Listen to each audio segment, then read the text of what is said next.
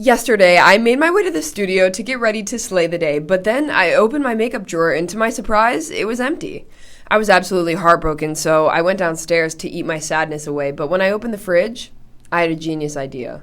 Why don't I do my makeup using food? Alright, Queens, I'm in the car. We're about to head to the grocery store. I have a little list on my phone of potential things that we can buy. Also, there's a Starbucks in my grocery store, so you already know I'm gonna help myself to that as well. So let's go. Safety first. I literally might be the worst driver of all time. I'm fairly convinced that that is a true statement. Guys, it's so busy here. I am used to filming in a studio by myself. Vlogging in public is so uncomfortable. I don't know how people do this for like every video. I'm terrified. This is horrible. Okay, I just got back to my car from the store. I couldn't film in there. There were so many people today. I don't know what was going on. Like, there were no empty aisles. I was too embarrassed. But I did get a Grande brown sugar oat milk shaken espresso. I've never had this before. Pretty good. That's actually really good. I spent $156. Now we run home. Alright, as you can see, I am in fact in the kitchen now, and I have all of my ingredients set out in front of me. So I guess let's just get started. So I'm gonna be doing completely full face of makeup using things found in the kitchen. So no brushes or anything either. So I feel like a good place to start with every makeup routine is a nice even base of foundation. So we have a couple options here for us today. I did a lot of research online to see what kind of food products could be used for foundation. A common denominator I found was good old-fashioned peanut butter. So we have some of that. I also saw people mixing either agave or coconut oil with flour and cocoa powder to find their perfect shade. So I think we're gonna try out both methods and see which one works better. My skin is gonna hate me after this. I'm gonna break out so bad. Please like this video right now for my skin. Thank you. Ooh, love me some peanut butter. So we're just gonna take a fork of peanut butter. I have a little paper bowl right here. I'm just gonna put that in there. And now, peanut butter is not my shade, I don't think. Definitely not my shade. So, tastes great though. I'm gonna have to add either flour or powdered sugar to lighten the shade a little bit. So I think we're gonna go ahead in with some flour. Dumping some flour into our peanut butter. And now adding the flour is gonna make that very thick. So I think to lighten it up a little bit, we're gonna add some agave to make it more of a tinted moisturizer and less of a full coverage moment. Okay, that's not open. All right, now we add that in. Okay, start there. And now I'm just giving it a good stir. It still looks too dark for me, so I'm gonna add flour and agave until I get a formula that I'm happy with. All right, I'm gonna give it a little swatch. I can't tell. I think we're close. We're good. We're gonna go in with this. So this is what our final formula is looking like with our peanut butter, agave, and flour. Grabbing some product, spreading that nice and evenly on the skin. Oh my gosh. Why did I think this was a good idea? So I'm just gonna go ahead and do half of my face and leave the other half for our second recipe. Now you might be thinking, Sydney, that's not blended in at all. Right, because I can't use brushes or beauty blenders. So I got the next best thing. Jumbo marshmallows. I'm gonna use this big chunky white marshmallow and just buff that out into the skin. Oh my God. Ooh. It feels so sticky and so gross, you guys. This feels like it should never be on someone's face, unless you're the peanut butter baby.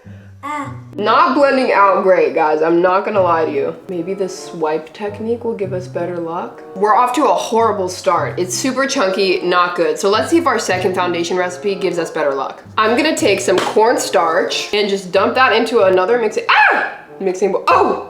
Then I'm gonna take a little bit of Hershey's cocoa powder and we're gonna try to make my shade here. So mix those together. Now I think the agave might have done us dirty with making it sticky, so I'm gonna try coconut oil instead. Wow, this is very heavy duty coconut oil. I'm flinging stuff everywhere. Okay, now I'm gonna mix in the coconut oil. Okay, we have this formula done. I'm just gonna apply that to the skin. Off the bat, this one's going on a lot easier. and it's definitely less sticky. Now, unfortunately, I think I am gonna wipe off the peanut butter side because we're not gonna be able to work with this, and I'm just gonna apply the same thing over here. So our foundation is done, and I would definitely consider that a fail. I would give it a 1 out of 10. Did not work at all. Minimal coverage. Now moving on to concealer.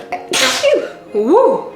Oh my gosh, I'm inhaling so many baking supplies. All right, I'm gonna take some powdered sugar and just mixing that with some coconut oil. And then I'm gonna dab that on the under eyes and see if we can get any sort of coverage here. Okay, I feel like we got a tiny bit. It's safe to say that our liquid formulas are not going as planned. So now we're gonna go in with some setting powder. I'm gonna grab my handy dandy kitchen sponges and I'm just gonna take the corner into some flour and we're gonna attempt to set the under eyes. I feel like we can get more coverage with the marshmallow actually, so I'm gonna switch to that. Okay, now I'm going in with my concealer and we're just gonna spread that on underneath. It's nice and chunky. And so I did just cut one of my kitchen sponges so it looks the shape of a beauty blender. Moving on, we're gonna use some cocoa powder for contour. So I'm just gonna dip my blending marshmallow into the cocoa powder and we're just gonna pop that onto the areas that we want.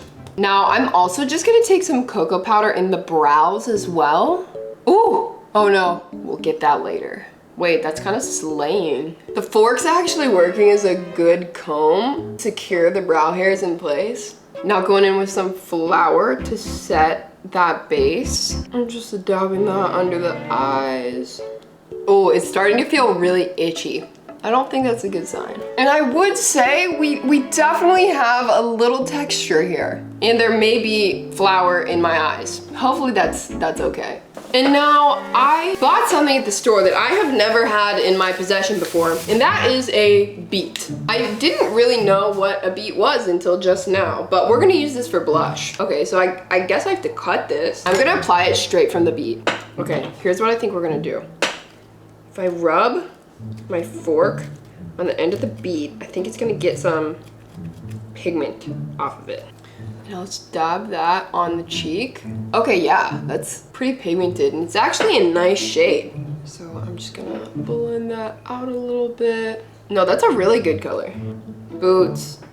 Buddy, you're in the frame. I got a beet smoothie by accident one time because they didn't tell me that there were beets in it and it was actually horrendous. Honestly, I would give the beet blush a 10 out of 10. If I didn't have a horrendous flaky peanut butter base underneath, I think it would look really good and really natural on the skin. Now for eyeshadow, I think I'm gonna try some blackberries. Well, my fingers are definitely gonna be stained after this. So that definitely gave us a little bit of color. I would still say the beet did a lot better. So now I'm gonna try something that I think is actually gonna work. So I have some matcha powder and I'm gonna mix that with a little bit of coconut oil, I think. All right, I'm just gonna take some matcha on my finger and try to tap that on the eyelid. So the other day, I ran out of coffee creamer, right? So I usually drink a coffee in the mornings, but I didn't have any creamer, so I decided I was gonna do a matcha. I don't have a ton of experience making matcha, so I didn't know how much to add. So I dumped a lot of matcha into my little concoction, and then I drank it, and I started to feel a little funky, for sure. And then I ended up violently throwing up all of the matcha that I just drank because I think I overdosed on matcha. Like, I literally felt like I was gonna have a heart attack from all the caffeine. It was the most traumatic experience of my life, so I don't think I'm gonna be drinking matcha for a while now. Although I won't be drinking matcha, I could be using it for eyeshadow because this is actually looking pretty good if I do say so myself. And now I'm gonna add a little bit of agave on those eyelids to highlight it a little bit. Give it a little glossiness. Iconic. And now for eyeliner, I'm gonna be melting some chocolate. And I'm gonna be applying our chocolate eyeliner with the tip of an almond. So let's see if this works. I feel like that worked pretty good. Chocolate might have been a good eyeshadow too, now that I'm thinking about it. Now for the lips, I'm gonna be trying to use a cherry. So I'm just gonna rub this and see if we can get any color. Okay, I think that works if you're looking for a natural pop of color, but I think we can do better. I got some Skittles here and I'm gonna take the red one and try to do the same thing. Oh, there we go. It's already so much better. I used to do this when I was little all the time with Skittles. I rub them on my lips and pretend like I was putting lipstick on. Okay, I think we have a decent lipstick down, and I like to add lip gloss on top of all of my lipstick pretty much. So we're gonna be using Hershey's strawberry syrup as lip gloss. All right. Oh no! No, it looks like fake blood. That was not supposed to happen. All right, I'm just gonna dab that on. The lips actually look iconic. I would give the lips a 9 out of 10. I think all the products we used worked really well. And now I'm going in with a little bit more agave on our cheeks as highlighter. So we're just gonna tap that on top, on the nose. Overall, I would say, is it possible to use all things from your kitchen to do makeup? Technically, yes, it is possible. Would I recommend it? Absolutely not. There's a couple things that I feel like were not horrible. Like the beets, I feel like were our superstar today. She was very pigmented and I love her. And also the Marshmallow Beauty Blender, I feel like that worked just fine. And matcha could be a good eyeshadow. And if you would like me to try to do my makeup with any other random things, leave them in the comments down below. Always looking for suggestions to torture myself. And I'm gonna go wash my face because this cannot be good for me. Thanks for watching, guys. Bye.